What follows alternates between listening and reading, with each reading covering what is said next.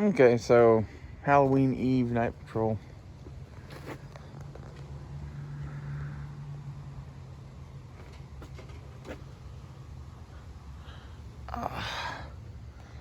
Everybody's up late tonight. I could probably scream out here tonight.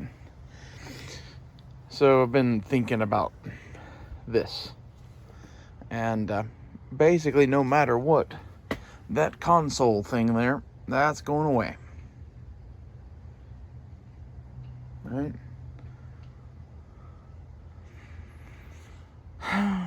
And the reason is, if you do a twin bed with a chair, you'll need the extra room. If you do a full bed, you'll need the extra room. Thank God this side is kind of the straight one, and this one is kind of a outset thing. So it shouldn't be that hard to take that one out as opposed to this one. I think we chose wisely somehow.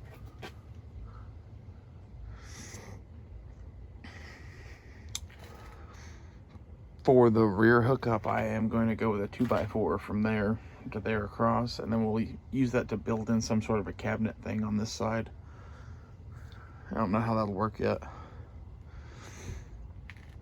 Or we'll do a big bed. Big bed is still an option. And like, this is really the thing, is taking that out and putting the support there across. I think that's the way to go with either bed. We're gonna have to build in a substantial portion of this in plywood. But once you have the, under cribbing connected to the metal frame, adding more wood is not an issue. That's relatively easy, right? I kind of envision that we pull out that thingamajig there, and whatever else we have to pull out plastic-wise on that side. Probably most of that whole fucking side panel. And we replace it with wood. I don't know, there's some places in there where we could cut with a Dremel tool, and like, we could cut in here and just take it over in wood. Like, it just needs to be a straight wooden wall. It's nothing fancy. And on the ends, I kind of figure filling with a little bit of foam or something, and then top off with a board on the end cut to fit. It's some carpentry shit, but it's nothing too tricky on that.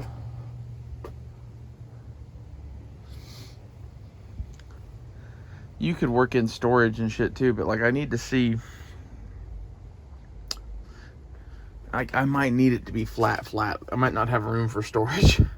I think that's pretty much the situation, is I need as much room as possible. I think I scored on those floor mounts for the rear seat. With those just having big ass holes in them, I could bolt a 2x4 to that shit easy.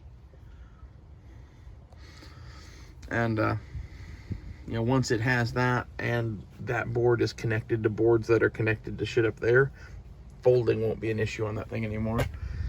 I will have to cut a wedge of some sort and figure out how to do that, because like, they're at a bit of an angle. So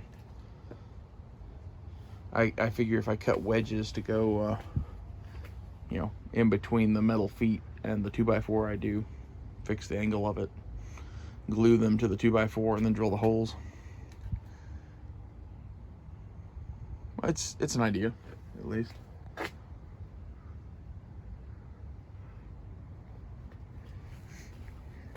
It may not be an issue, to be honest. Wood is somewhat forgiving.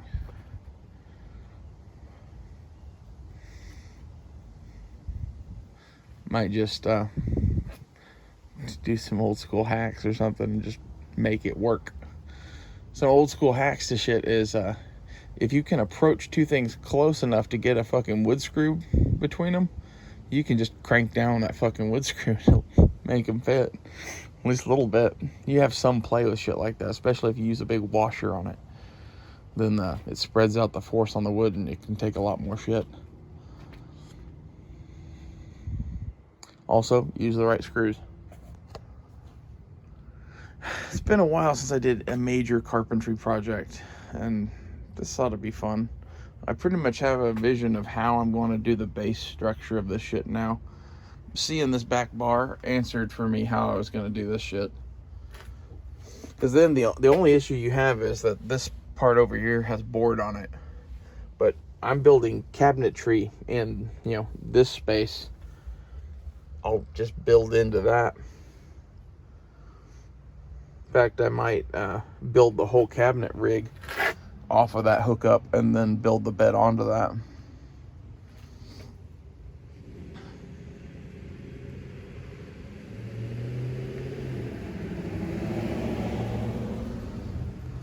Sorry, lots of weird people out tonight. I think that is what I'm going to do. That'll fix our leveling issue.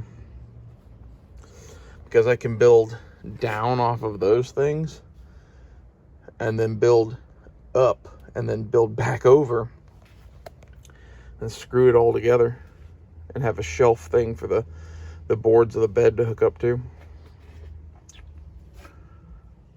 It's not a bad idea. If anyone's following along, I'll be amazed, but I have an idea of what I'm going to do.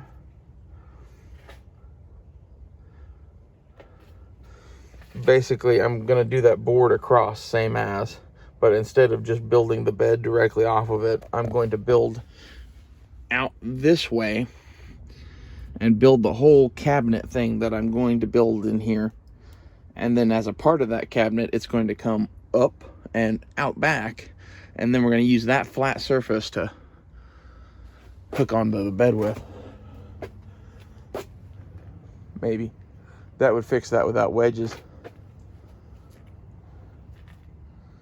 I like problem solving. It's fun. This is the kind of shit that survival kind of just is all the time. The only difference between this and survival is that I have more power tools. And my van works. Because in any survival situation, your van probably doesn't work. And this is kind of figure this show is I watched a lot of Les Stroud growing up, and I figure we're going through the apocalypse. So, as such, I'm making videos, and some of it's on the guns and shit that I like, and if you go back and look at my older videos, there's lots of gun content. But as far as the rest of it, I'm kind of, this is the shit that I'm doing for the end of the world. It's car mods, it's gun mods, it's buying night vision, it's perfecting camping setups, it's a whole bunch of shit. And when you're like, why is this shit on your list? It's go watch Independence Day. I know this is going to get ridiculous for a minute. Let me turn the lights off. We'll go sit down and smoke and talk. But if you go watch Independence Day, who's the people that lasted the longest?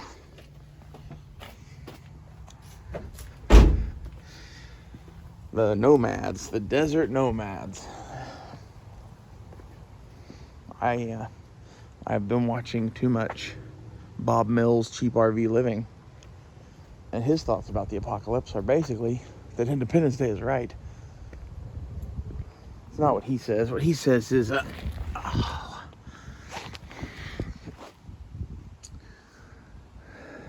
nomads are going to be the,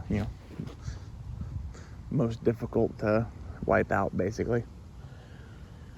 I don't think he's wrong. There's problems with it. You need supply caches. You need water.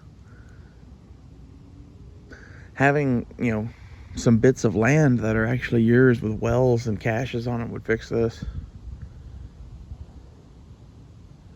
I'd like to, ideally, my goal in ever working again, basically, is I want 10 acres of land in Oklahoma.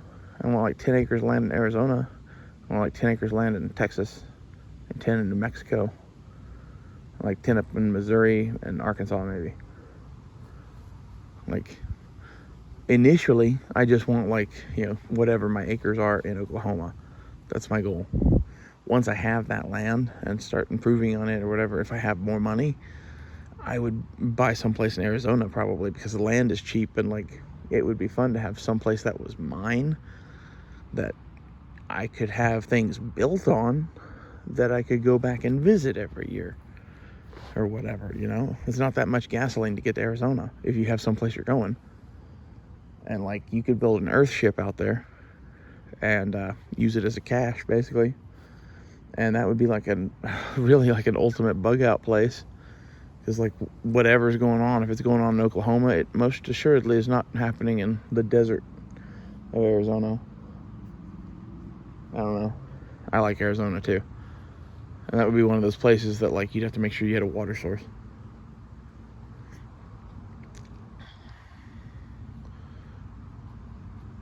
As far as, like, the guns and shit, I just like guns. I don't think that modern firearms are going to be that useful in what we're going into. I could get into that, but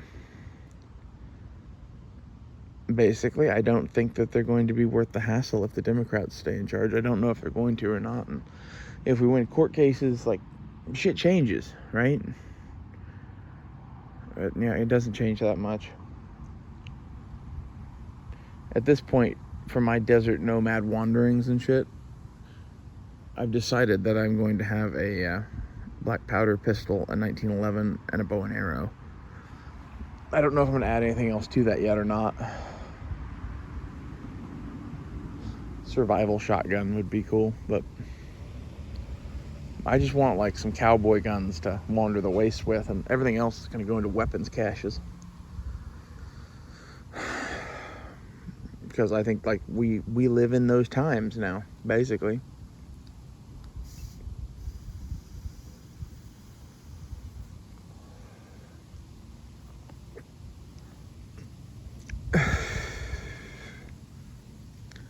That's half of my order from Coleman's. The Alice pack and all the bandoliers and mags and even like a couple extra pairs of boots and shit. That's all for the cache. I have no idea where I'm gonna cache yet, but I'm building a hell of a weapons cache essentially.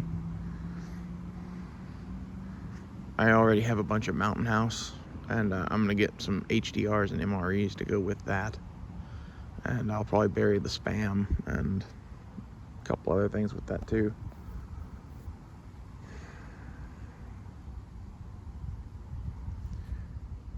Part of that would be having someplace good to do all that shit.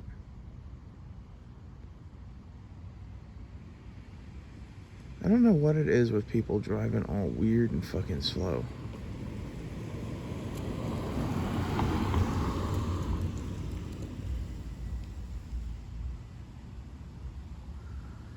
Anyway.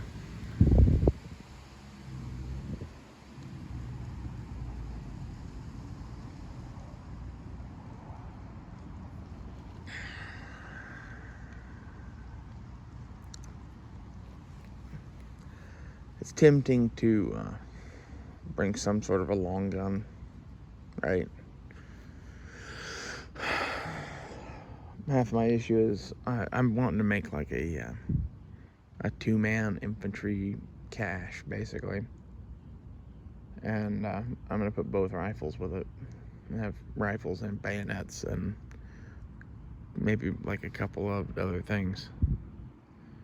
Like, I think I'm probably going to keep the car and the 1911 out. And those are going to be my guns. And of course, the black powder revolver I view as more a hobby. I don't know. It is a practical self-defense item at the same time. I kind of figure I'm going to put the Takedown 22 and the Fluxrator with the ARs. And I haven't bought my single-shot shotgun yet, but that's the one that might go with the ARs, or that might come along as, a long gun. 12 gauge is useful.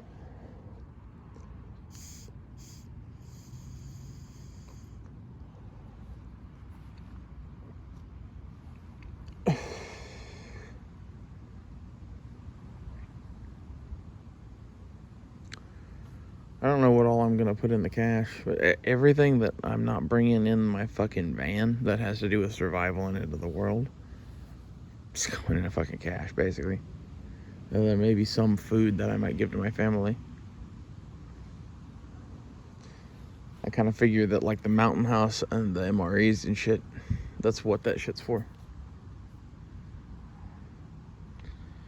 And, yeah, for 2 people, shit, I got probably a few months worth of Mountain House. Between Mountain House and Augustin Farms potato soup that I bought a shit ton of, which is in there with that shit. What I would do would be, every meal would be whatever the Mountain House is, and Augustin Farms potato soup. It was like $10 a can when I bought it. I got a bunch of it.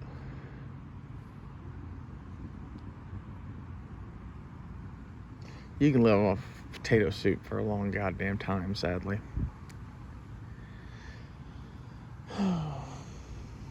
And we got rice and other shit too. I need to repackage my rice. That's on my list of like shit to do, but I have so much other shit to do that money-wise, I have some 2-liter bottles that I've saved to package rice in. I don't have enough yet. And in reality, it would be so much better to do it in buckets. I don't know. I need to figure that shit out. And this is where, like, I need to really figure out where I'm going to cache this shit.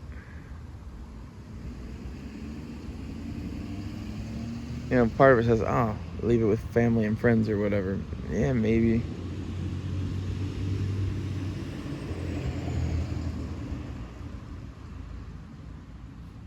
If Blazer has a good place to cache shit, I would trust him. About the only person on earth I'd trust with this shit.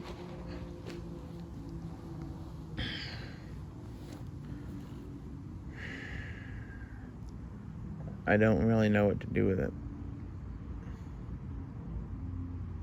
It's like treasure, really. Like, it's not silver and gold or whatever, but it's 5.56 AR-15s, mags, infantry equipment, and food. It's all shit you could sell at a gun show pretty goddamn easy. Like, that's the other thought is, fuck it all, let's sell it all. Like, sell all the guns and ammo and shit and keep, like, the black powder revolver, the 45, and something, I don't know. Like, I have this romantic notion, like, half of the reason I don't own as many cool guns as I used to is because I get romantic and nostalgic about having, like, 1 or 2 and, like, living off of the one gun. I kind of think I've, like, met this perfect, I don't know what to call it, balance now of, like, I have a few rifles, a few handguns, and, I think that's kind of what you should do. But at the same time, it is, tempting to say fuck it all and just, I want a 1911 and a whatever, some sort of a long gun. I really would like a 30-06 bolt action rifle. My thought on that is basically that some flavor of a 30-06 bolt action rifle with as long of a barrel as you could get, regardless of how thin or thick it is, firing M2 AP ball would be interesting in a modern conflict. That's probably about your best chance at actually taking out somebody through their armor. And as far as an anti-materiel round goes, that's about as best as you could do in the civilian world. Like, yeah, you could get a 50 or whatever, but like, look at like the weight. You look at how small and light a fucking like Ruger American is. I realized that like a 26-inch barreled Ruger American firing that AP ammo would go clean through anything but tanks. Like, there's a very select number of vehicles that shit wouldn't just sail through. Like military vehicles, like MRAVs and shit like that, I would chuck those in with tanks, though. Like, most of the cars you're gonna encounter or whatever in the end of the world probably ain't that. Basically, what I'm thinking about is having a 30-06 bolt action rifle and a 1911. That's it.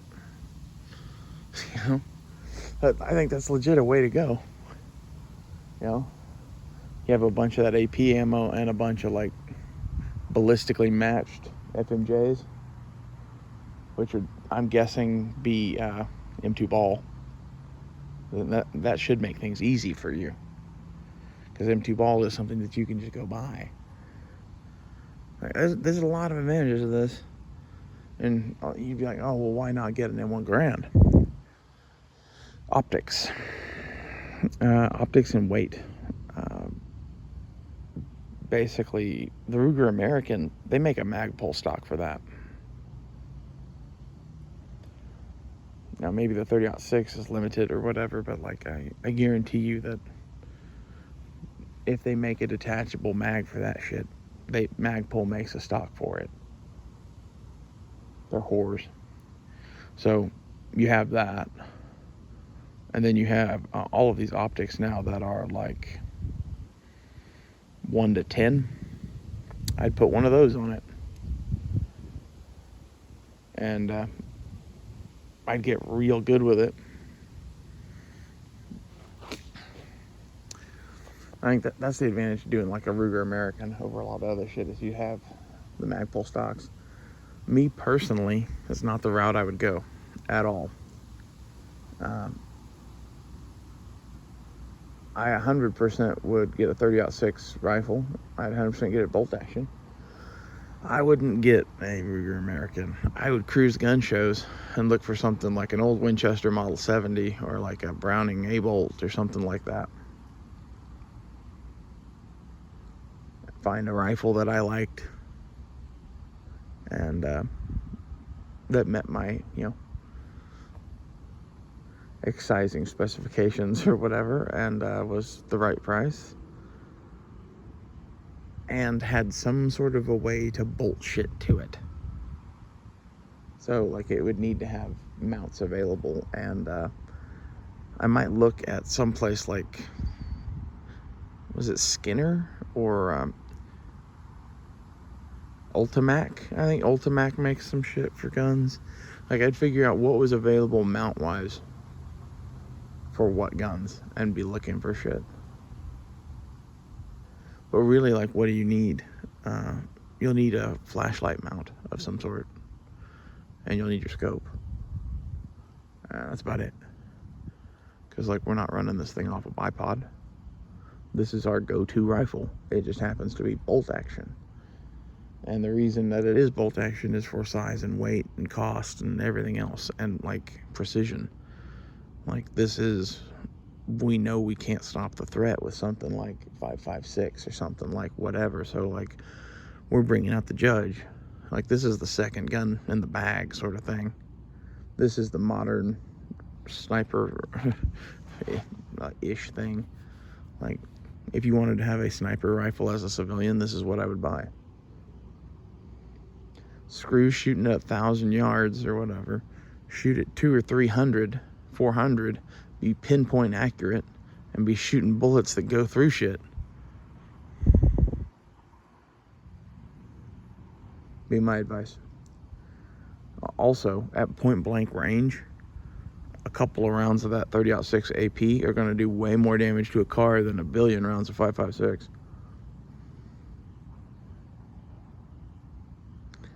Bunch of other shit like that too, or like,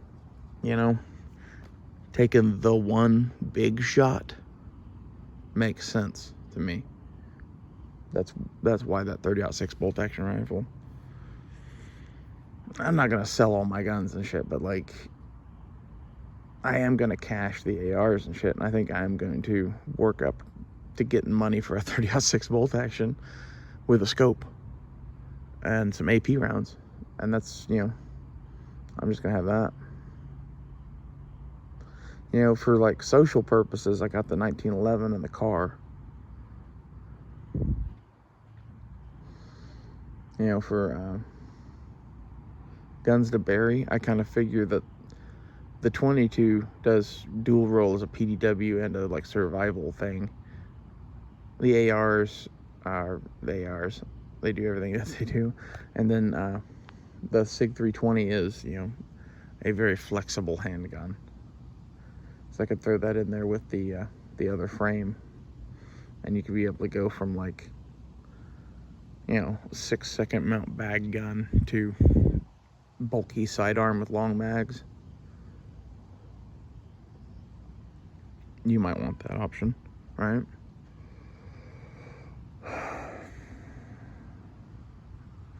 This is kind of like wherever I put this shit, it's gonna be for my nephews.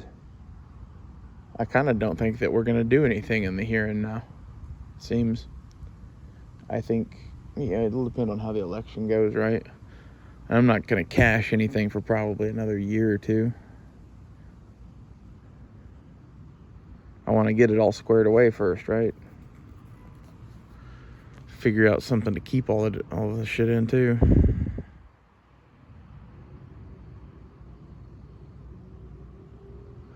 I don't even have the MREs yet. They're really low priority in my mind. And the reason that they're low priority to me is if I had money to spend on that kind of a thing, I'd usually spend it elsewhere. But I need combat rations, and it looks like we might need them in the next few years or so even. And I've eaten MREs that were 10 years out of date. I'm still alive. Can't speak to their nutritional value, but the Mountain House shit should boost that shit for sure. A lot of people don't think that, you know, a lot of people don't think about how important food is. Like, if you notice when I'm talking about caching shit, I'm talking about caching like 2 rifles, a couple of PDWs, a whole bunch of mags, and some ammo, right? Like a few thousand rounds of ammo maybe for those guns. How much food? Oh, like the rest of the gigantic shipping container is going to be food. All of that shit is just to protect the food, really. That end up. Ow.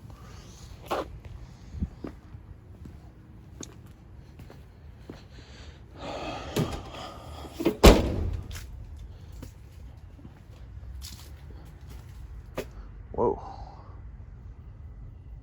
You know, between protecting the food and the ability to fight, like both of those are important.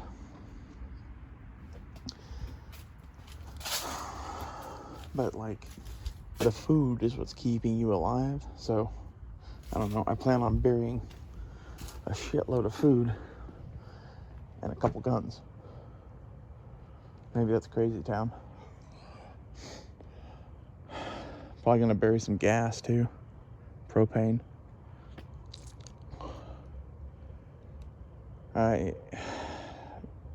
I don't know on the gasoline. Like,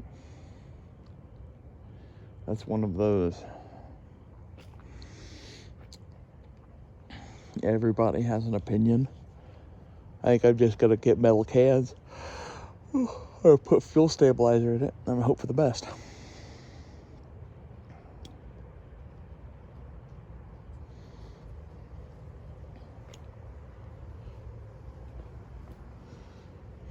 It would be really dope to have the van set up with a couple of tents and be able to like travel from place to place that you own and have, you know, like I was saying, earthships, pre-built structures, cabins, whatever it is that you've built there, and caches. Have caches of food and equipment, and it would be dope. That's where my head is at with what I am doing. And if I don't have my own land to cache on, I'm like, we'll cross that bridge. But I kind of figure that's, you know, it's not that hard to get a couple acres in Arizona and a couple acres in Oklahoma. Land is not that expensive yet, especially when I'm wanting out in the boonies.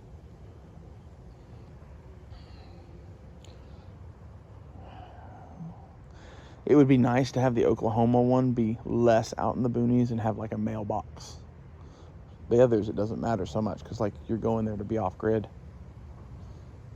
I want off-grid properties. Well, tell me your guys' thoughts. I'll see you guys later.